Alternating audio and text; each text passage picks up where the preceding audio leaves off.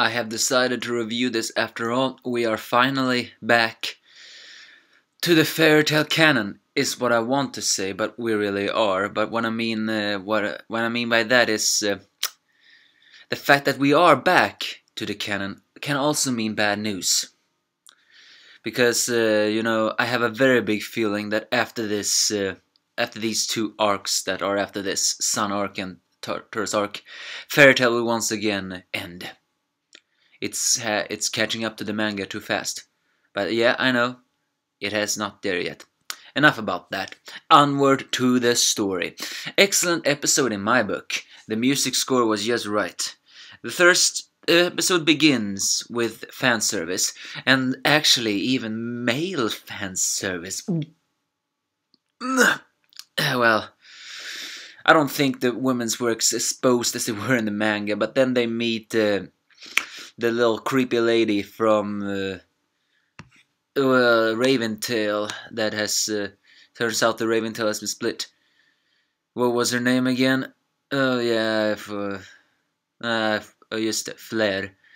Of course, they wonder why is she in the bath. Does she want to join fairy tale? But she doesn't. Later on, as Lucy comes home, she meets Elsa and Wendy, who has broken into their apartment together with Sweet from their job, because they did a play together, which was actually a homage to Rave. Did you all like that manga, Rave? In my book, it had its flaws, but it was really good. And just to give you a heads up, one of the reasons why I do not complain about fairy tales so much is because I read Rave. I learned how he worked by reading that. So you should be reading that before you complain about it. Back to the episode. As they eat the sweets, they wonder where Gray and Natsu are. They've gone on a job together. The strongest duo? What can happen?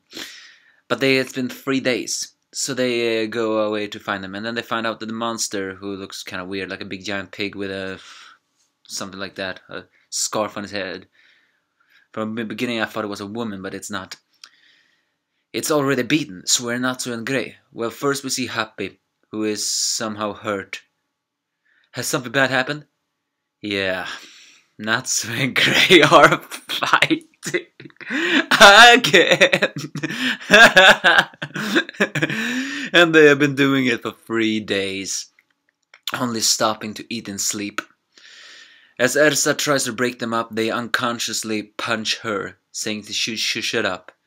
Which of course freaks out Lucy and Wendy and Charlotte, but not to mention Gray and Natsu when they realize who they did punch, as Elsa punched them on. But later in the guild they get a new request. They need to do it from a wizard saint. Even though Natsu and Gray do not want to go, Lucy, Happy, Wendy and Charlotte together with Elsa goes on that adventure to a wizard saint called Warad Chicken. As Gray and Natsu continue to argue, they finally reach Warad's home, where he reveals to be some kind of eccentric old man. The first thing he says, "Do not talk, the plants do not like it," but then suddenly says, "It's a joke, it's a joke." He's an old man who somehow looks more like a tree than an old man. It then begins to, well, not exactly toy, but make fun of some situations. First thing was Natsu and Gray just taking Charlie and the others, and then drinks from his fertilizer water, or whatever it is. Well, maybe not fertilizer water was the thing, I didn't know, but you know what I meant. And as Wendy gets freaked out, and when he is asked if it really is water, he says it's a joke, but I really am him.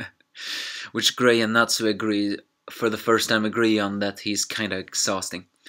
Later on he reveals he was in a guild, and that he has been traveling around since he retired, he has been traveling around the deserts planting the trees with his green magic, saying it's a hobby, not a charitable work. But then met a village who was entirely frozen. And it's a village who has reviewed the eternal flame. And he has discovered that even though everyone is frozen, they're still alive. He wants Fairy Tail to save them.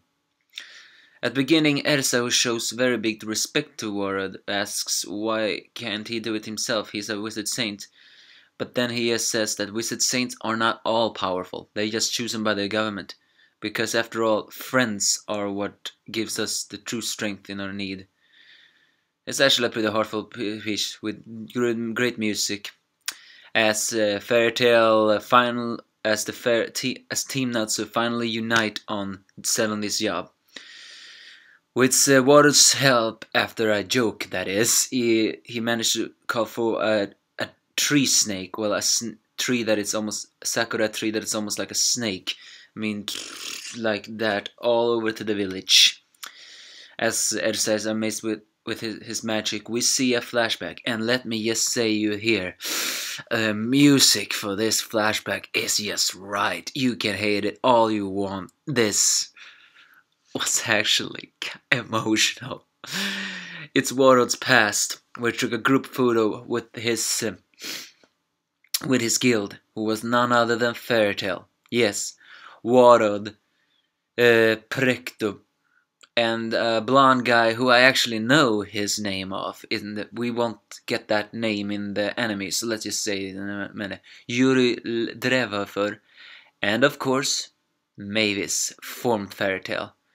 It was a beautiful picture and a beautiful music score.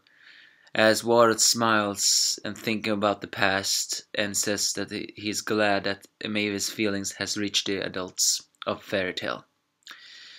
Oh, young adults. That's basically this episode. As I said before, the music score here was just right. I do not complain so much about the animation either. Maybe not as perfect. It had some funny moment. As I said before, good that it's back in the canon, but at the same time, that's not gonna be too good. Because will Fairy Tail get a version 3 in the future? I don't think so. But once again, the music score was excellent. It had some comedic scenes, especially Natsu's fighting and meeting Warlord. So, are you happy that Fairy Tail is finally back on canon? I mean, everyone who's read the manga already knows what's gonna happen, but for argument's sake, let's not say that. Instead, give me your thoughts if you have any.